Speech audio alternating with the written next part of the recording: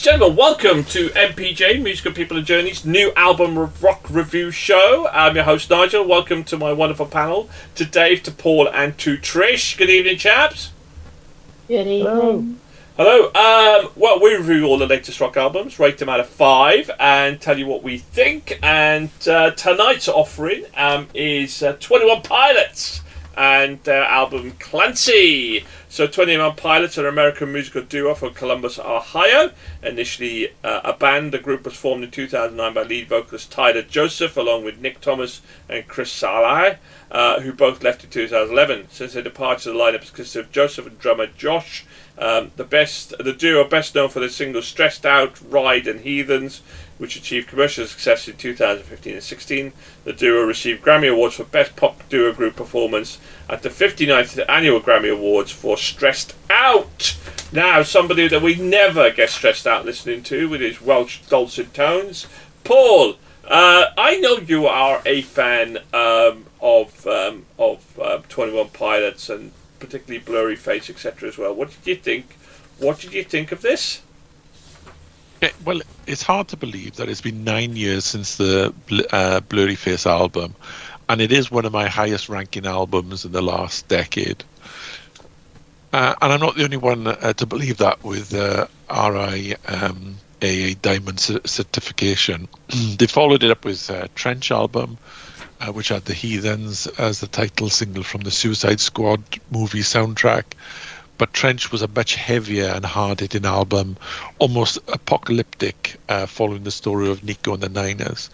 The third album, Scaled and Icy, was a much more diluted affair, and now we have Clancy. Clancy sounds a little bit more mature, offering than Scaled and Icy, but unfortunately, there is not the intensity or the personal relationship with the songs that Blurry Face had.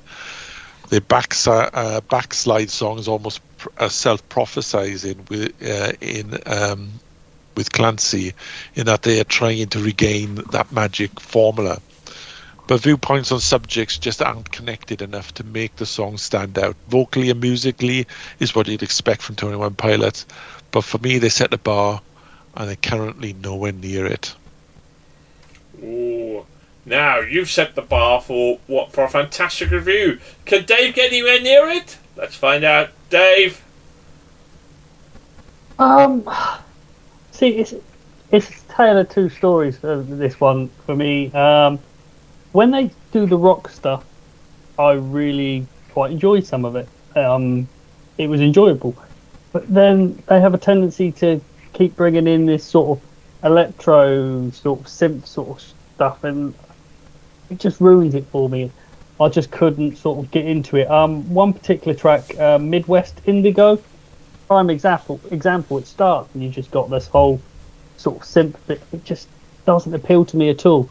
But the rock stuff in it, I really enjoyed, and it's such a shame for me. It was one of those albums of what could have been, but ultimately, yeah, no, it was one that was sort of. As soon as I listened to it, I went, right, I'm not going to listen to that again.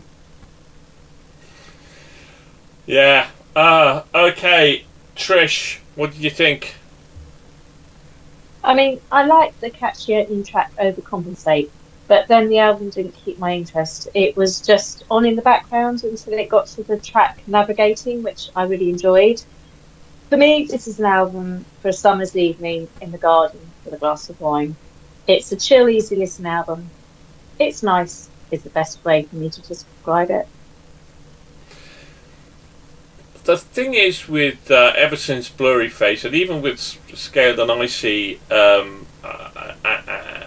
the other album, which I can't remember, Paul mentioned as well, I've always loved that merger of 21 Pilots with hip hop and indie rock sound that they've always produced, and I'm similar to Dave here. Maybe I liked it a little bit more than he did, but I liked it, but I didn't love it, because I think that unlike their previous album, I don't think this blended nearly as well as it has in the past. It just and I think they try to bring in that synth sound, and it didn't work for me.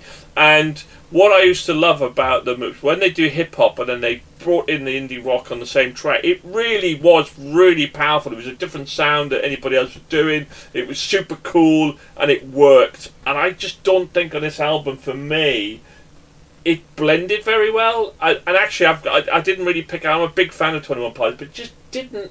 And I said nothing really jumped out at me in terms of a particular track. It was an okay, enjoyable listen, but that was it.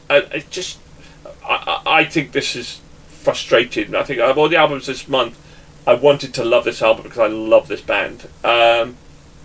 Just didn't kind of work for me.